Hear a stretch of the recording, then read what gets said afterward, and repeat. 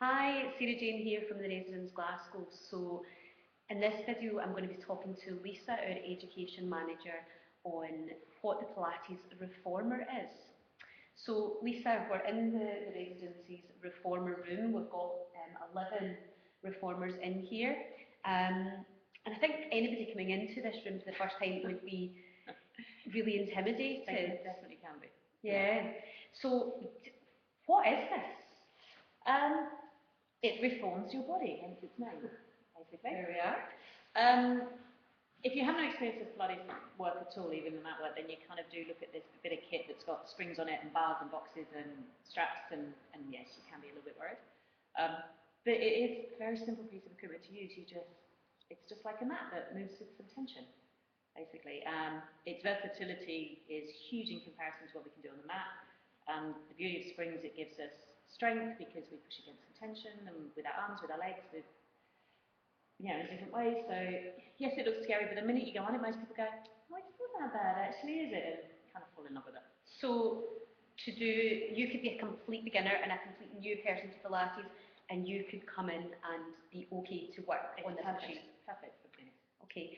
And what would be the main difference? So most people watching this has probably heard about Pilates, but know of Pilates from doing it on a mat. Yeah. What's the difference between doing it on the Reformer?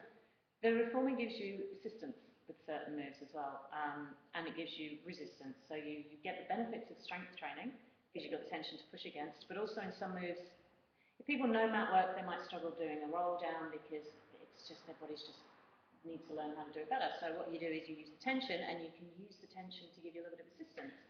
So it helps you to learn the movement, and then you can take that onto the mat and go, "Hey, I can do it now." So essentially it can actually make some moves easier for you and some moves harder. Yes. And if you are a more practiced Pilates practitioner, then basically you can also make that resistance more resistance.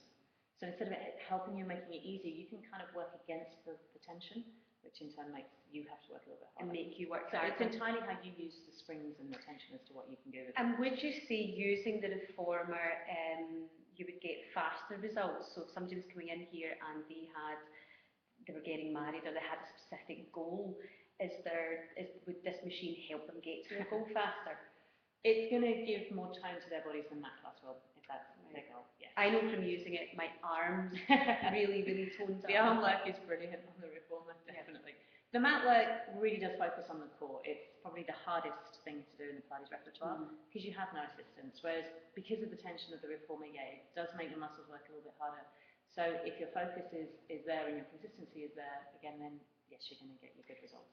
Certainly, from me using it, what I felt was that the principles from the mat, when I put it onto the Reformer, then going back to the mat, it really helped my mat work. It made me understand the movements more and what I was doing. That's why I say the Reformer is really good for beginners, because it gives them more feedback. So they kind of go, I pull with that side more, or I do this or that, and then But then the mat work also helps put the strength, the internal strength onto the Reformer too. So they complement each other brilliantly.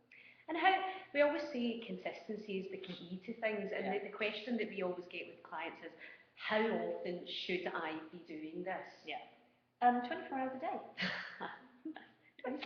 No, the beauty of Pilates being a mind-body training system is you take what you learn from classes, you go, I do that in my own body, so that you go outside and you put what you've learned in class out there. So get the learning, the basis of the learning, 2-3 times a week, really, because your muscles have memory, so the more you do it, the more it's going to be ingrained in your body as well. Once a week, you're going to learn a little bit, but 2 or 3, really. And that could be Reformer, it could be mat, it could be the half track, it can just be Pilates that's bringing the awareness into you, basically. So essentially what we're saying is getting some consistency in your body, a minimum of 2 to 3 times per week to get some sort of result in there, but the more you're doing, the bigger the results that's going to be, the faster you're going to get it. The more you focus on what you and how you move in your daily living, in your life and what you do, then that's going to make the biggest changes. Fantastic. Well, thank you, Lisa, and I hope this has answered some of your questions and taken away some of your fears that you may have on the Reformer. Only be afraid of the instructors. They're very good, but can be letting you go. If you have any questions, don't hesitate to get in touch. The details are just below this video.